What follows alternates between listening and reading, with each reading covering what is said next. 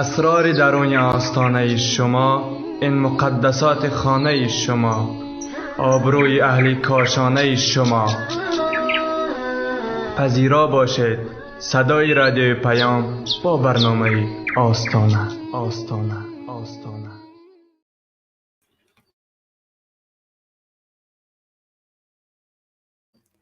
السلام علیکم و رحمت الله و برکاته. شنوندگان عزیز،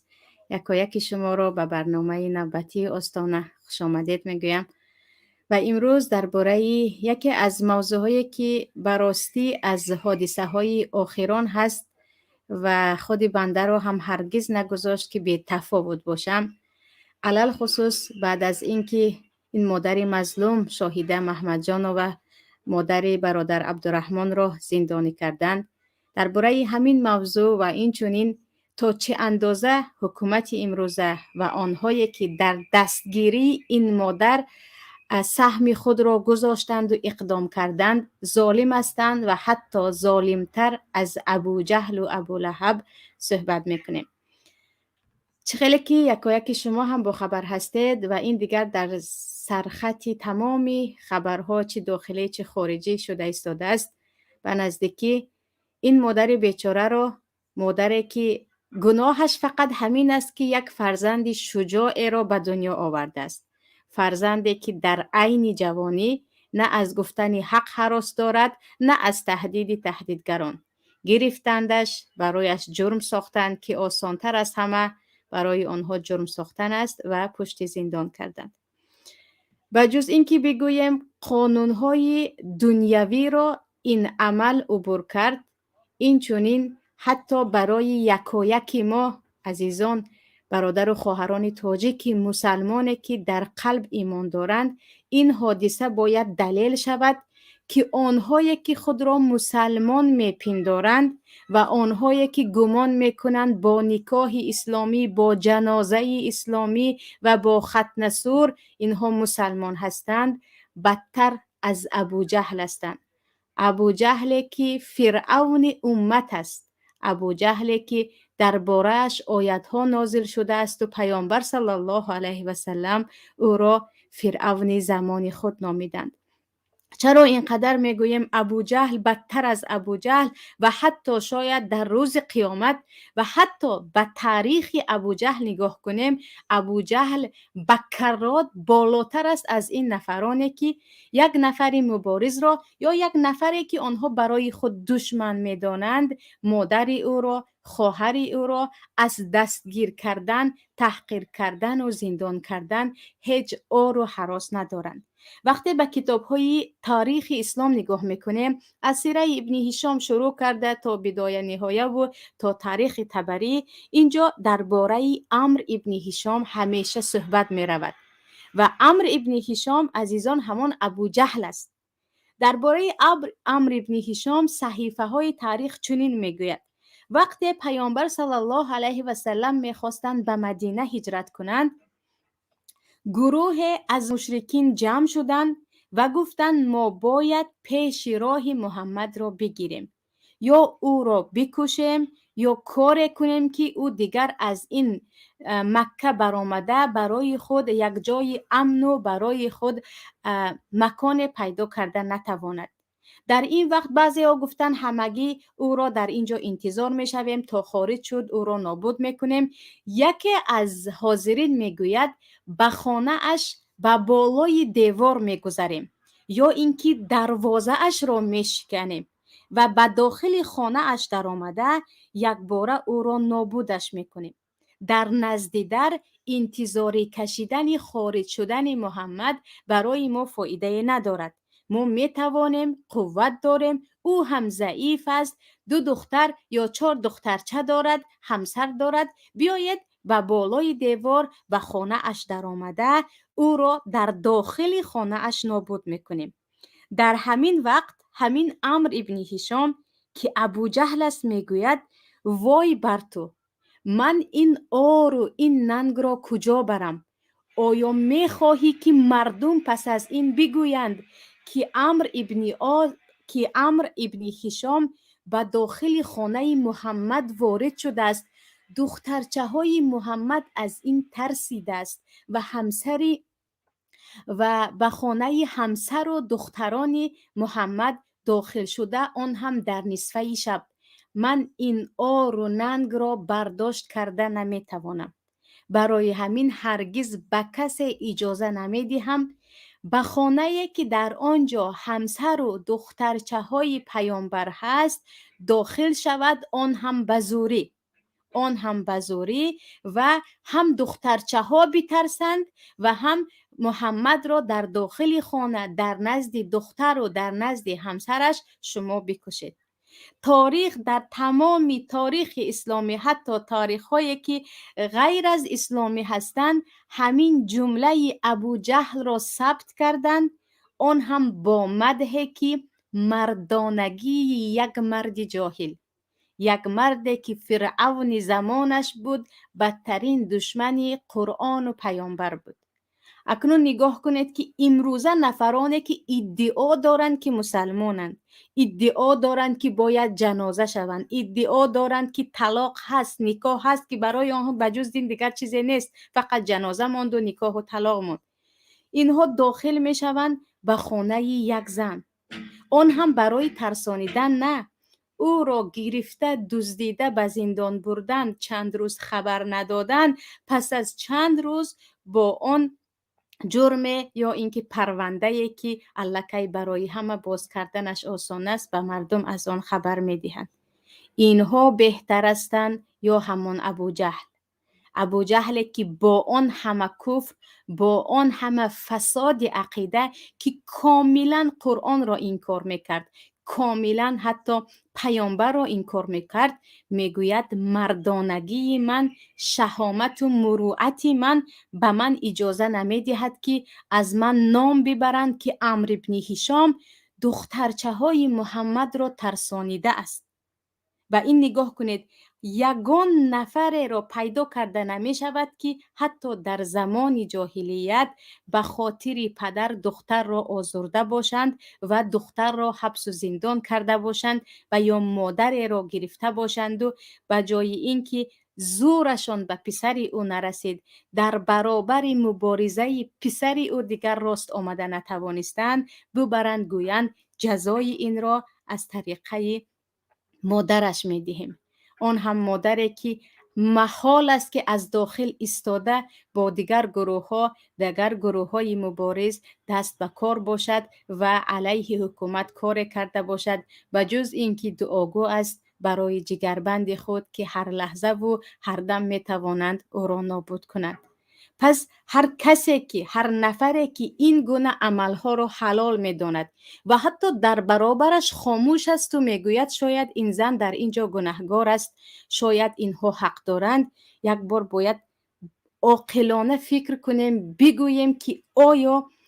از روی بگذاریم عقیده و بگذاریم دین را یکسو، آیا از روی انسانیت می شود که مادر را به خاطر فرزند، آن هم فرزندی که الکی بزرگ است، مجازات کرد، آن هم تهدید زندان، چی زندانی که بدتر از زندان تاجیکستان شاید دنیا دیگر زندان نداشته باشد، از اتاقهای سرد، از زوراوری و تحقیر هر روزه، از شکم گرسنه و از طلب کردن پولی که از هر یک خیش و تبار زندانی آن گرگهای گرسنه هر روز با این و یا آن بهانه طمع میکنند و میگیرند. مسئله دیگر چگونه که گفتم، اگر به زمان جاهلیت برگردیم، مشرکان زمان جاهلیت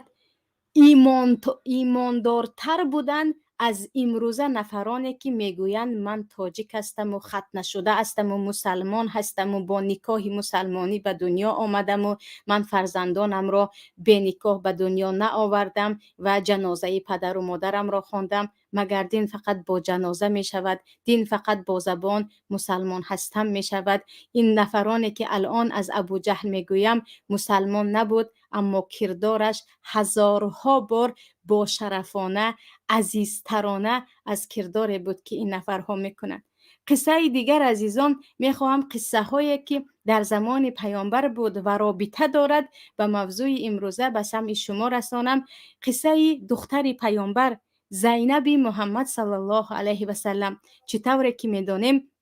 زینب دختر پیامبر صلی الله علیه و سلم همراه همسرشان ابوالعاص زندگی میکردند و ابوالعاص هنوز اسلام نآورده بودند و آن زمان برای زن مسلمان حلال بود با مرد کافر زندگی کند. هنوز آیت‌ها در این باره نازل نشده بود. ولی بعد از غزوه بدر و یا بعد از جنگ بدر که در آنجا مشرکین 70 نفر از همدستان خود را از دست می دهند، به قتل می رسند، از جمله ابو جهل هم در و 70 نفر دیگر اسیر می افتند. ابوالعاص به اسارت می افتد و پیامبر صلی الله علیه و سلم برای هر یک اسیر فدیه می گرفتند و او را روان می کردند. وقتی دخترشان زینب گردنبندی که مادر خدیجه به او داده بود به پیامبر می فرستد که این را بگیرند و همسر مرا آزاد کنند، پیامبر گریه کنان به آن گردنبند خدیجه نگاه میکنند و به صحابگان میگویند اگر اجازه دادید من ابوالعاص را روان کنم و این گردنبند را هم به صاحبش به دخترم دهم. صحابگان راضی میشوند، اما پیامبر صلی الله علیه و سلم به ابوالعاص میگویند به من عهد و پیمان بند که میروی و دخترم را روان میکنی برای آنکه زندگی کردن تو با زن مسلمان تا هنوزی که مسلمان نشدی حرام است و به من در این باره آیت نازل شد. ابوالعاص که اگرچه کافر بود همان روزها بر ضد پیامبر بر علیه پیامبر همراه لشکر ابو جهل جنگیده بود، در عهد پیمان خود می ایستد و میگوید چشم من میروم و دختر شما را روان میکنم. وقتی که ابوالعاص می آید پیامبر صلی الله علیه و سلم زید ابن حارثه که پیشتر پسرخواندهشان بود با یک نفر از مرد انصار میگویند شما می روید دختر مرا در نزدیکی مکه انتظار می شوید، او دیگر وقتی خبرچی به او رفته رسانید می آید همراهتان گرفته می آید. و زید ابن حارثه می روند و انتظار می شوند، می بینند که چوپان در همانجا گوسفند چرانی می کند. می گویند تو کیستی؟ او می گوید من چوپانی زینب و ابوالعاص هستم، یعنی همان دختر پیامبر صلی الله علیه و سلم دارایی از گوسفندها دارم، من چوپانی می کنم. زید ابن حارثه می گویند انگشتر در دست داشته بودند، انگشتر پیامبر، می گویند این را ببر و به دختر پیامبر برسان.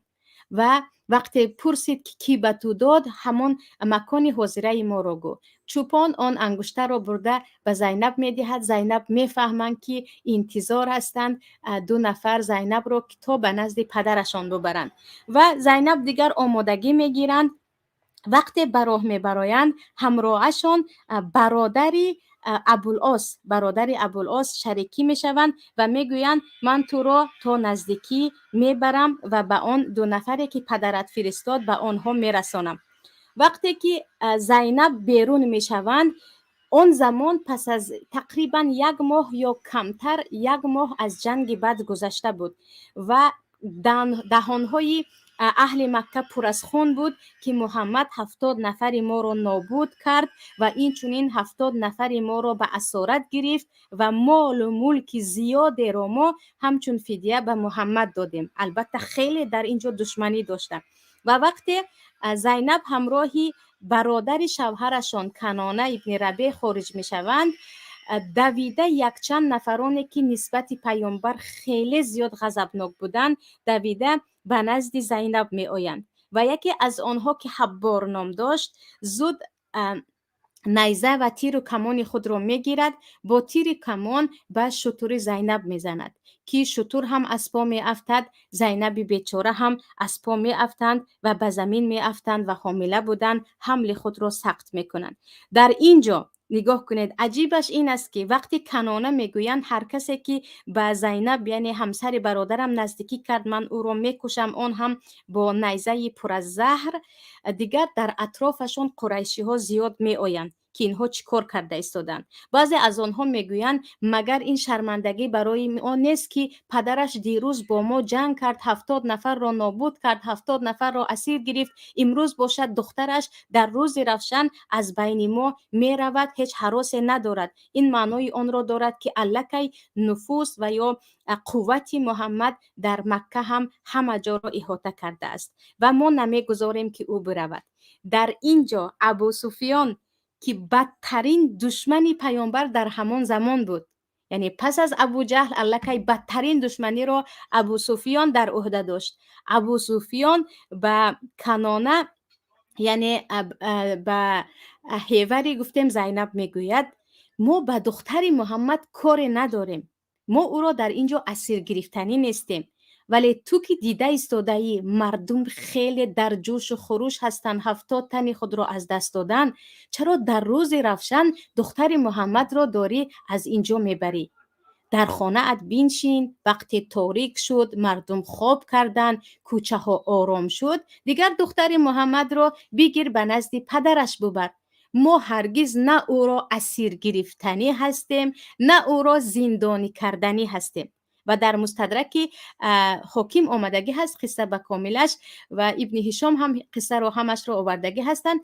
ابو سفیان با آن دشمنی که نسبت پیامبر داشت و خیشان نزدیکان خود را، مال و اموال زیادی خود را از دست داده بود، میگوید ما با دختر پیامبر کار نداریم. میخواد به نزد پدر برود. از اخلاق ما نیست، از مردانگی ما نیست که ما به یک نفر دشمنی داشته باشیم و دختر او را در نزد خود دیگر جای دهیم و او اجازه ندهیم از بین ما رود. بعد از این وقتی شب می شود، رکانه می برند و به زینب را به نزد زید ابن حارثه می برند و زید ابن حارثه وقتی زینب بیمار که پر از خون و کودک خود را از دست داده بودند به نزد پیامبر می برند، پیامبر صلی الله علیه و سلم می گویند این دختره که من دختری هست که از بین فرزندانم از همه زیاد اذیت کشید به خاطر دین پدرش، به خاطر اسلام پدرش. و بیچاره زینب با همین افتیدن از شتور و بیماری خود تا تقریبا 6 سال بیماری میکشند. پس از 6 سال با هم بر اثر همان بیماری وفات میکنند. و اینجا عزیزان ما اگر درباره دشمنی هایی که ابو سفیان و یا نقشه هایی که پیش از اسلام، که البته بعد از این رضی الله عنهم اجمعین اسلام آوردن، پیش از اسلام آوردن نسبت پیامبر داشتن و نقشه های جنگ و کشتار و غارت مدینه اگر ببینیم میبینیم که چقدر دشمنی نسبت پیامبر بود. و اینجا شاید بعضی از صدا از بیرون شده ایستاده باشد، از این از شمایان معذرت میخوام. و از این ببینید که ولی با آن هم مردانگی یک دشمن نسبتی حریم یا گفته محرم دشمنی خود، جوان مردی را در آن ببینید که میگوید من با پدرش دشمنی دارم، من دخترش را چیکار کنم؟ میخواه برود بگذارد برود. و کم نبودن مثل زینب زنهایی که در مکه باقی ماندن، آنها را مستضعفین من النساء در قرآن کریم هم آمدگی است درباره‌شان در سوره نساء که زنهایی که آنها به خاطر اینکه یا بیمار بودن یا خرج راه را نداشتن یا تماما قوت نداشتن که بروند در مکه مانده بودند. در جای دیده نمی شود که به خانه اش یک چند دشمن های اسلام در آمدند و او را زندانی کردند، او را برده خود کردند، او را شکنجه کردند. زنی را چونین کار نکرده بودند مگر بعض استثناءات که اون دیگر هر یک زنی که خودش برآمده جهاد کرد یا گفتیم از ایمان خود و از نفرت خود نسبت مشرکین بیان کرد. اکنون ببینید که فرق بین نفرانی که امروز هستند و ما گمان میکنیم که مسلمانند و آنها هم ادعای مسلمانی را دارند و فرق بین کفار قریش و کفار زمان جاهلیت از کجاست؟ به الله قسم آنها شرفمندتر بودند، آنها مردانگی و وجدان آر و ناموس را میدانستند. اما این نفرانی که امروز سر ما دارند و بعضیشان حتی از حج کردن و از زکات دادن و کسی را به حج فرستادن دیگر خود را رکلام میکنند، بارها ایمانشان قوی است، بارها بالاتر و مردانه تر هستند. و اینجا را هرگز مقایسه کرده گفته نمی شود که نه شاید این زن هم مشکلی داشت. عزیزان هر کسی که مشکلی دارد، هر کسی که جرمی دارد، جرم او باید آشکارا اثبات شود. اما وقتی که عیان است که فرزندش مبارز است و او را گرفته بردن، اینجا قضیه فقط همین است که او مادر است و جرم او مادر بودن است، دیگر هیچ جرمی ندارد. و به این نگاه کرده حتما باید بسیاری از خواهران یا بسیاری از زنهایی که بعضیشان حتی همسران مقامداران هستند، برای حفظ امنیت آنها من نام یگان نفر را گرفتنی نیستم، و بنده سوال میکنن که بعضی از برنامه های شما را، عجیبش در این است که میگویند بعضی برنامه های شما را میشنویم و من با این مرد چیکار کنم، با این مرد زندگی من حلال است حرام است. من بدون یگان استثنا میگویم زندگی کردن با مردی که زوراوری، تحقیر، زندان کردن یک مادر را به خاطر فرزندش یا به خاطر شوهرش یا به خاطر برادرش حلال میداند و در این کار اقدام میکند، یک دقیقه هم نباید با او زندگی کرد. آن نفر دیگر مرد نیست، دیگر آن نفر را گفته نمی شود که آن نفر در حیات آینده اش می تواند به کارهای بدتر از این دست نزند. و نباید یک زنی مسلمان، یک خواهری که میگوید من همسری پلکونیک هستم یا همسری مدیر امنیتی هستم اما نمازم در جایش هست، بعضیشون حتی میگن سطرم در جایش هست، خواهری عزیزم با اون سطر و نماز وقتی در کمین یک ظالمی مثل این نفرها زندگی میکنید هیچ فایده به شما ندارد. همین روز همین دقیقه باید خود را از این گونه نجس هایی که حلال میدانند، این عمل هایی که حتی مشرکین مکه حلال نمیدانستند، با اینها زندگی کردن اصلا حلال نیست. و چیز دیگر اینجا باید حتما قید کرده شود،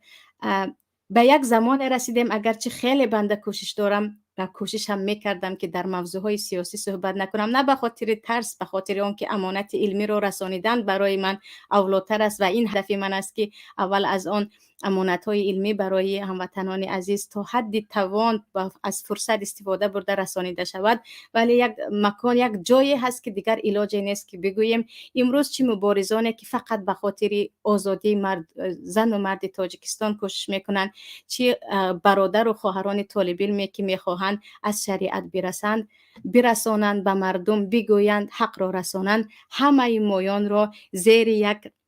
چتر قرار دادن. خواه تو طالب علم هستی، اگر تو از آن چاپلوس ها یا از خائنین حکومت نباشی و بر آنها کار نکنی، هر طالب علمی که در راه حق است یا هر یک مبارزه که او میخواهد برای آزادی این کشور عمل کند، میگیرند و میگویند دیگر او یا تروریست است یا افراطی است یا چیزی دیگر. یعنی همه ما را با یک به گفته خودم منستطیع دیگر حکم کردن. و خواهر و برادران مبارزه که هستند، خواه طالب علم هستند، این رو هم باید بدانیم که هرگز نباید مغرور شد به نفرانی که میگویند تو بگو ما همراه تو هستیم، تو بکن ما همیشه با تو هستیم. یعنی فقط با گفتن که ما همیشه همراه تو هستیم، ما با تو هستیم، هر کجا هستی با تو هستیم، ما همین روز به پای میخیزیم فردا بر میخیزیم، نباید به این یا به مردمی که هیچ حول و قوت ندارن و حتی اکثریت یک قدم برای ماندن، نمیگویم جسارت نه، بلکه امکان ندارن، و اینها خیلی زیاد اعتماد کرد. اگر به تاریخ نگاه کنیم، همیشه تاریخ برای ما درس است. وقتی که ابن تیمیه وفات میکنند 200,000 نفر به جنازهشان حاضر می شود، 200,000 نفر. و حتی ابن کثیر در کتابشان میگویند جنازه را از زندان که در زندان دمشق وفات کرده بودند، وقتی جنازه را از زندان بیرون کردن وقتی نماز پیشین بود، بعد از نماز ظهر بود، اما از اینکه مردم زیاد بود تا وقت عصر نتوانستند دفن کنند، اونقدر مردم زیاد بود که قدم مانده نمیشد. ولیکن عجیبش در این است که عزیزان این 200,000 نفر به جنازه حاضر شدند، اما ابن تیمیه تقریبا طول عمر خود را در زندان گذرانیدند، از زندان قاهره تا زندان دمشق تا زندان اسکندریه، یعنی در 7 زندان تقریبا کل حیات خود را گذرانیدند و کتابهایشان هم در زندان نوشته شده است. و بارهای هم بود که ابن تیمیه را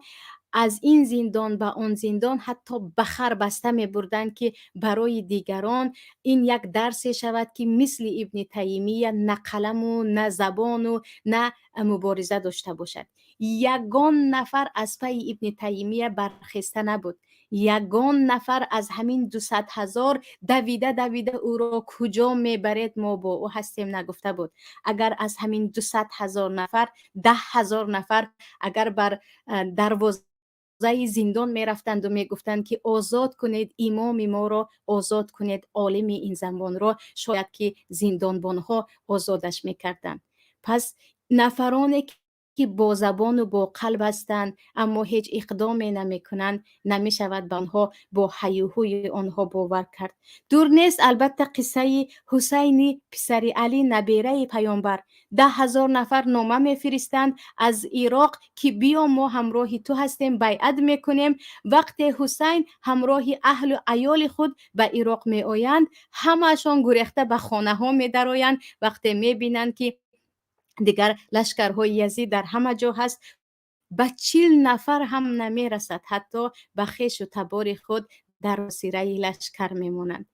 و این 10,000 نفری که با هیاهو بیا بیا گفته بودند در کنج خانه های خود پنهان میشن. و خودی ایشان نوردی جان هم برای یگانه از شما دور نیست، هممون میدانیم قصهشان را که چقدر در مسجدهایشان در شبهای قدر، در مولود و در حتی نمازهای جمعه مردم داد و فغان کنان الله اکبر حاضر بود، اما وقتی کاملا مسجدشان را از دستشان گرفتن، یعنی ممنوع کردن نماز گرفتن مسجد است از همان نفرانی که در شبهای قدر حتی در کوچه ها می نشستند. اگر 1000 نفر به اطرافشان جمع می شد و می گفت ما هرگز نمی گذاریم که مسجد بسته شود، شاید که حالت دیگر می شد. پس نباید با این هیوهوی و یا اینکه